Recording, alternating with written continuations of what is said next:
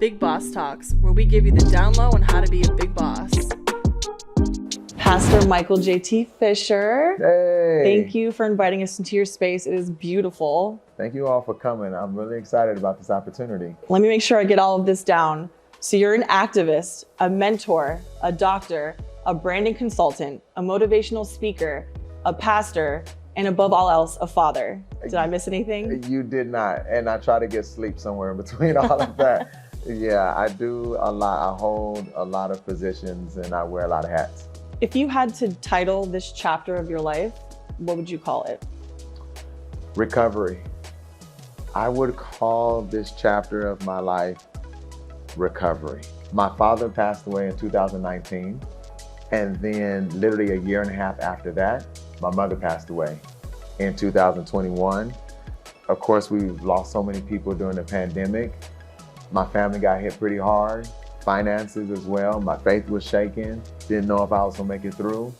But this season of my life is a season where I'm recovering from all of it.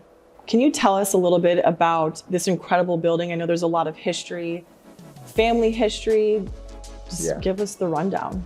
Yeah, so this space is called Greater Zion Church Family in Compton, beautiful city of Compton. I love saying that. It's affectionately known as GZ, the place to be. But it was established in 1954. My dad started this church, and it was the first Black church in Compton. And he did it during a time where it was racial tension, unfortunately, and they didn't believe that he was going to have a viable church. And the council let him start his church believing it would fold in like 2 or 3 weeks. 68 years later, it's still standing. My dad turned it over to me in 2005.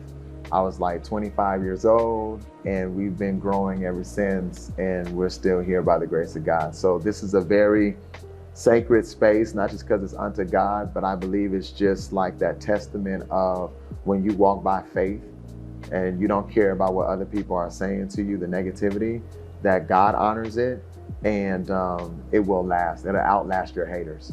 So you wear so many different hats, as I mentioned earlier. Can you just walk us through a day in the life, basically from morning to night? I know that it changes probably every day, but if there's like routines or anything that's you must do.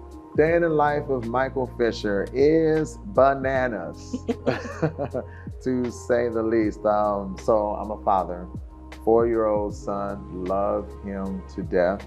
And so I get up early in the morning, about 6 o'clock in the morning, take him to school, drop him off, come home, try to work out just a little bit. And by the time 7:30 hits, I'm getting calls from all across the country from clients that I work with through my branding company and things that they're launching, like in New York.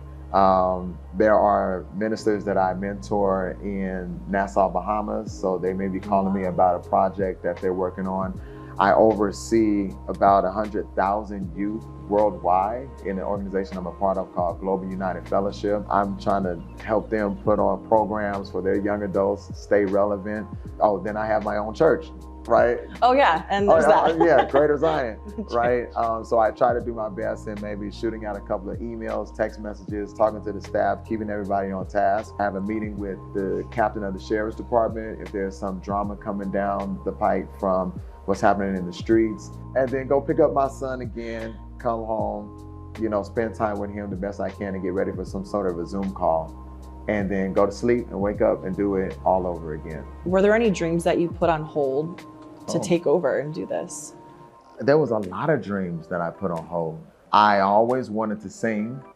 I always wanted to put out an album or something. At that time, if you were a preacher, the church kind of felt like you couldn't do both. So I put that on the back burner. I wanted to travel the world. I put that on the back burner. But here's the irony of it though, that I really need to say so someone will hear this. That when you sacrifice some of your dreams to help other people achieve theirs, like God has this awesome way of like putting them on layaway for you. And at the right time, he brings them back. I wanted to go to Morehouse College. I put that on the back burner. But in 2020, they ended up inducting me in the Martin Luther King International Board of Preachers at Morehouse College. Oh my gosh. I put on the back burner being a weatherman. And when I was doing a mentorship program, we got an opportunity to tour ABC 7. I run into Dallas Raines. He allows me to do the weather. I put music on the back burner. And then I've had the opportunity to be able to sing, perform, and sold out stadiums. So I put a lot on the back burner, but God was so faithful to remember all of those dreams and bring them back. So whoever's watching, I just need them to understand that when you choose good sometimes over your own path, like it'll come back around. Did you ever hit a rock bottom or your version of a rock bottom or a turning point in your life? A few rock bottoms, actually. And each one of them probably taught me a lesson I needed to learn. But the one that probably sticks out the most was the death of my parents. When my father passed, I felt like I lost the wisdom that has navigated me through life for so long. But just when I felt like, but as long as I have my mom, I'll be okay, because she was the nurturer, then she passed. And I felt, and occasionally still feel, lost. However, in the Black church, you would hear sayings that like the older people would say. Like they would say things like, it ain't no secret what God can do. What he's done for others, he'll do the same thing for you. I've actually heard that. Heard that? I have. Okay. You read about the provision of God. You read that he's a friend that sticks closer than a brother. Those are all great scriptures until you see him do it. I never knew God the way I know him now. But if I had never hit the rock bottom, I would have never found out that he's wisdom when your father's not there to give wisdom. And he's the nurturer when your mother's not there to hold you. And in moments where I felt like I was broken, that he's an ever-present God. And if I never would have gone through that, I would have never experienced it that way. So rock bottom has definitely happened, my parents, but out of that, I have a very strong relationship with God now. Go ahead and tell me about the Fisher brand. Yeah, the Fisher brand, I started because a lot of people have ideas, but a lot of times they don't know how to make that idea marketable. And I've been able to take a very traditional Baptist church and turn it into something that's contemporary.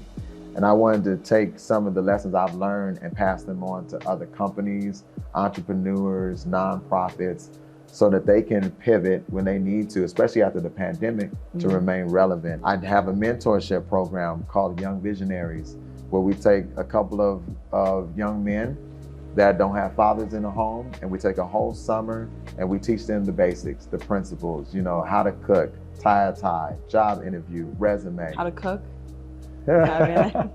Right, change a tire, you know, all of those. Well, I want to know that too. Yeah, all of those things. And then the music that I do as J Kingdom, I use that as like my way in to certain venues that may have a stigma about a pastor, but everyone loves music. Music is the universal language.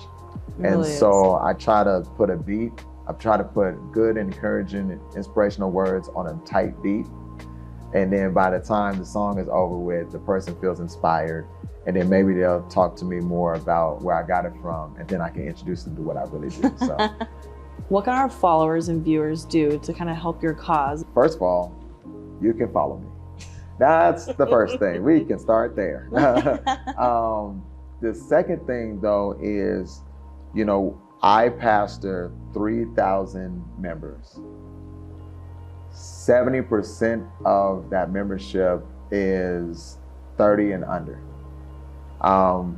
We have a large young adult population, and the things that you can think about investing in would be our mentorship programs that we have.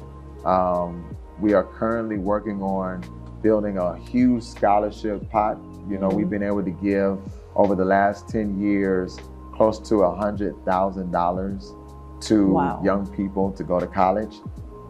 This year, we give it out in July. And this year, I'm hoping to like match that. Like not over a span of 10 years, but like this year, being able to like hopefully give out close to $100,000 in scholarships. That's what I advocate for. And every deal I make, in every venue I go in, every time somebody says, what check can we write? I'm like, to the kids, to the young people, to our children's program, to our youth program. Because we don't just serve the people that go here, we serve the city of Compton. Yeah. Yeah. Well, there you have it. Pastor Michael J.T. Fisher, thank you for sitting down with us and sharing what it takes to be a big boss.